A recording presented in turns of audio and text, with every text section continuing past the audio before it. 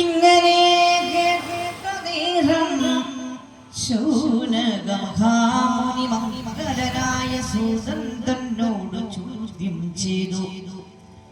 ഏതൊരു കാലത്തിങ്കൾ ആരുടെ നിയോഗത്താൽ ഏതൊരു ദേശത്തു നിന്നെന്തൊരു നിമിത്തമായി ബാദരായണൻ മുനിജമച്ചു ഭാഗവതവതം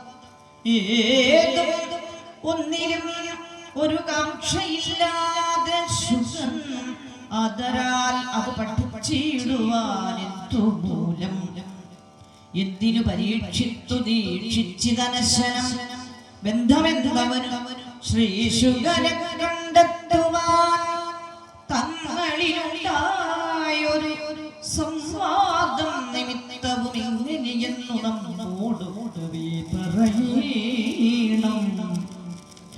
എങ്കിലോ കേൾപ്പിൻ മുന്നം ദ്വാപരയുഗത്തിങ്കൽ പങ്കജവിലോചനാകിയ നാരായണൻ ശ്രീ പരാശരസുതനായ അവതരിച്ചിതു. താപസനായി സത്യവതിയാം നാരിതന്നിൽ ലോകാനുഗ്രഹപരനാകിയ വേദം വ്യാസം വേഗേന സരസ്വതീ തീരത്തെ പ്രാപിച്ചുടൻ ധ്യാനതത്പരനായിട്ടു ഉള്ളിലെ കണ്ണുകൊണ്ടു മാനസമുറപ്പിച്ചു നോക്കിയ നേരത്തിങ്കൽ വന്നിതു കലിയുഗം എന്നതു കാണായി വന്നു. മുന്നേതിൽ കുറയുന്ന ധർമ്മവും കാണായി വന്നു.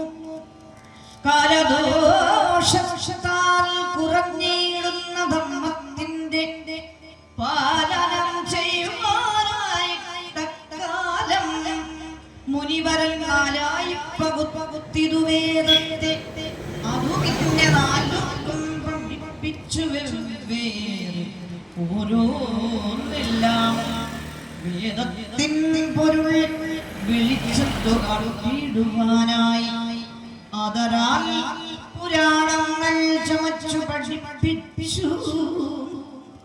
ലോക അനുഗ്രഹാർത്ഥമായി ഇങ്ങനെ ചെല്ലും കാലം വ്യാകുലം തീർന്നു ബുദ്ധി നന്നായി തെളിഞ്ഞില്ല.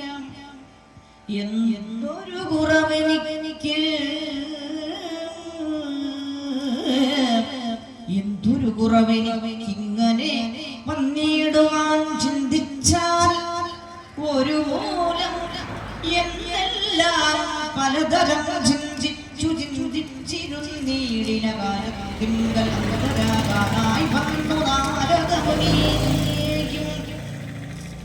അന്തികെ കാണായി വന്ന നാരദമുനീന്ദ്രന് സന്തോഷം വളർന്നൊരു വേദവ്യാസനും